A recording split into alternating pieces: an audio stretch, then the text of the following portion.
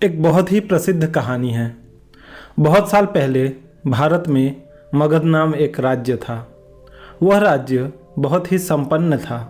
राज्य में एक सोनापुर नाम का गांव था, जहां के लोग अपना सारा काम दिन में किया करते थे, लेकिन रात होते ही सारे लोग अपने घर के अंदर चले जाते और कोई भी रात के समय अपने घरों से बाहर नहीं निकलता था। लोग ऐसा बस एक ही कारण से किया करते थे और वह था अंगुलीमाल। अंगुलीमाल बहुत ही खतरनाक डाकू था जो लोगों को लूटकर मार देता था। वह लोगों के बीच डर बनाकर रखने के लिए मारे हुए व्यक्ति की उंगलियां काटकर उन्हें माला बनाकर पहनता था। अंगुलीमाल मगध के एक गुफा में रहा करता था।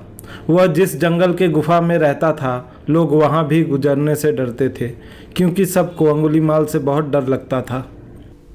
एक बार गौतम बुद्ध सोनापुर से गुजर रहे थे कि तभी उन्होंने लोगों को चिंतित देखा।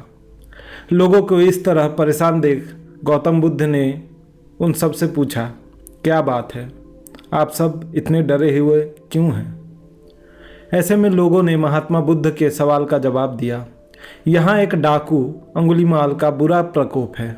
वह लोगों को लूटकर मार देता है और उनकी उंगलियों को काटकर उसका माला बनाकर पहन लेता है।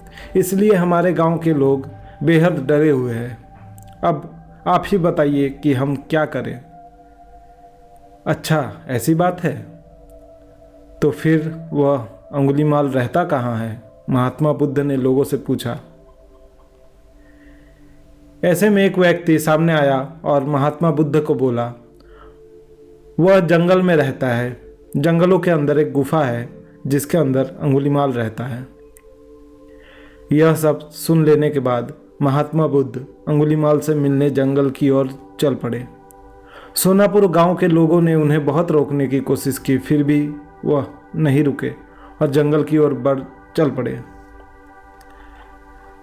जैसे ही वह जंगल के पास जा पहुंचे, तब अंगुलीमाल अपने गुफे से निकलकर हाथ में तलवार लिए खड़ा हो गया। गौतम बुद्ध ने अंगुलीमाल को अनदेखा किया और आगे बढ़ चले।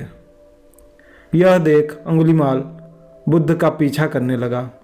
पीछा करते करते अंगुलीमाल जोर से चिल्लाकर बोला, ए सन्यासी, रुक जा। मैं तो रुक गया, तुम कब रुकोगे? तुम अपनी यह हिंसा कब बंद करोगे? महात्मा बुद्ध ने कहा। ऐसे में अंगुलीमाल क्रोधित हो गया। फिर उसने गौतम बुद्ध से कहा, सन्यासी, तू मुझे जानता नहीं है। मैं इस राज्य का सबसे शक्तिशाली मनुष्य हूँ। मैं नहीं मानता कि तुम सबसे शक्तिशाली मनुष्य हो, गौतम बुद्ध ने कहा। यह सुनकर अंगुलीमाल बोला, अच्छा, अगर ऐसी बात है तो तुम ही बताओ कि मैं ऐसा क्या करूं जिससे तुम मानोगे। तुम जाओ और उस पेड़ से 10 पत्तियां तोड़कर लाओ, महात्मा बुद्ध ने कहा। महात्मा बुद्ध के कहने पर अंगुलीमाल ने वही किया। वह पेड़ के पास गया और उसमें से 10 पत्तियां तोड़ लाया। फिर बुद्ध ने कहा, जाओ अब इन पत्तियों को वापस से पेड़ में जोड़ दो। यह सुन अंगुलीमाल अचंभित हो गया और उसने महात्मा बुद्ध से कहा, यह कैसा बेहुदा मजाक है?